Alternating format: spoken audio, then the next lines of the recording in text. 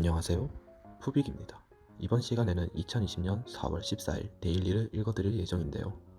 탑헤드로 3월 M2, M1 규모에 대해 이야기해볼 예정입니다.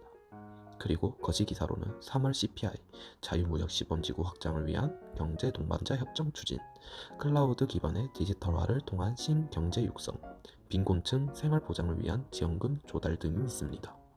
그럼 어떠한 내용들이 있는지 알아보도록 하겠습니다. 먼저 탑헤드입니다.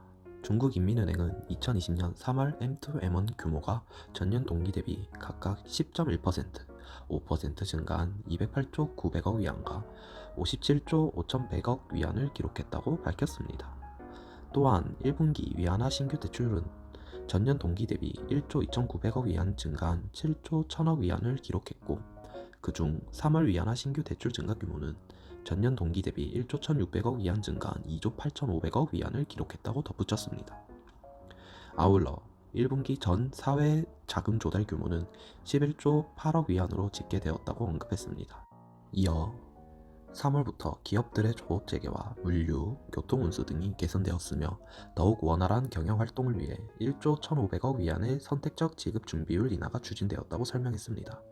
이에 금융기관을 통한 대출 증가 규모가 최고치를 기록했다고 언급했습니다. 한편 인민은행은 코로나19로 경제 하방 압력이 크게 증가하면서 기업들의 자금 문제가 발생했고, 기업들의 정상적인 경영 활동을 위해 이러한 조치는 필수였다고 강조했습니다. 이어 한 애널리스트는 지속적인 통화 정책을 추진해 인프라 분야의 신용 대출 규모가 빠르게 증가했고, 중소기업의 경영성 자금 조달 수요 역시 회복세를 보였다고 언급했습니다. 아울러 소매 대출과 부동산 관련 대출 수요가 충족되면서 경제가 회복세에 진입할 것이라 분석했습니다. 반면 대출 규모가 확대되면서 레버리지 비율 관련 문제가 존재해 장기적인 금융 리스크 방지를 위해 추가적인 조치를 취할 것이라 덧붙였습니다.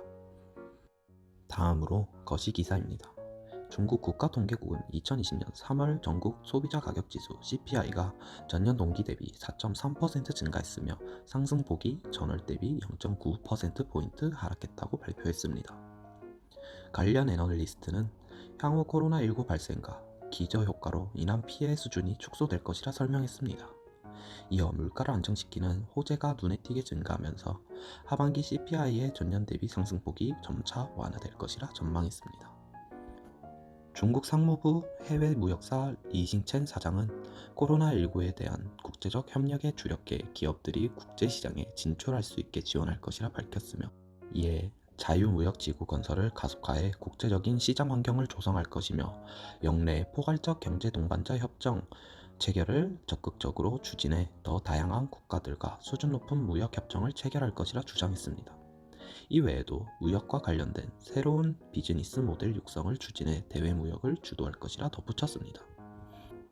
중국 발개위와 중앙인터넷 안전 및 정보화 위원회는 클라우드 기반 디지털화를 통한 스마트화 개조 액션 플랜을 실시해 신경제를 육성할 것이라 밝혔습니다. 세부적으로 공유경제, 디지털 무역, 기기코노미의 발전을 촉진해 신유통, 온라인 소비, 온라인 교육 등 홈 이코노미를 비롯한 다양한 신형 비즈니스 모델을 지원할 것이라 표명했습니다.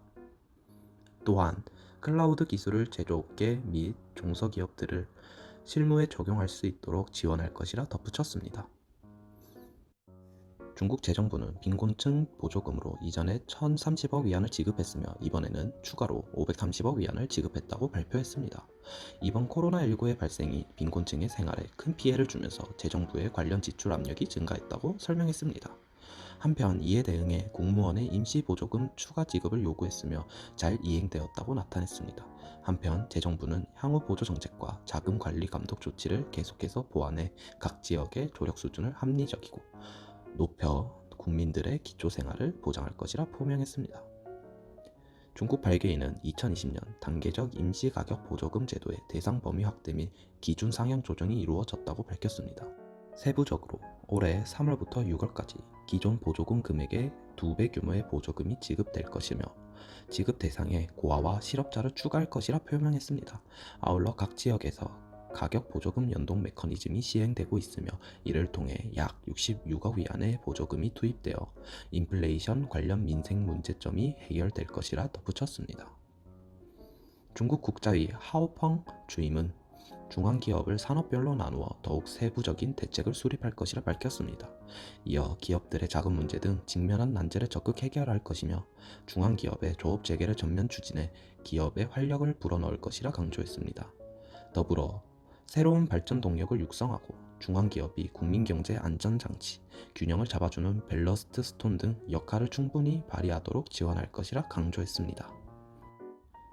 중국 선전증권거래소는 중소기업 발전기금 투입 이후 기업들의 자금 조달 연결 시스템이 성공적으로 실시되었다고 밝혔습니다. 이어 자본시장 심화 개혁을 위해 기초 제도 구축을 강화하고 직접 융자 능력을 제고할 것이라 설명했습니다. 또한 관련 부문과 협력을 통해 중소기업의 자금 조달을 더욱 확대할 것이며 이를 통해 기업들의 조업 재개와 경제 발전을 도모할 것이라 덧붙였습니다. 이상으로 푸빅 데일리 브리핑을 마치도록 하겠습니다. 감사합니다.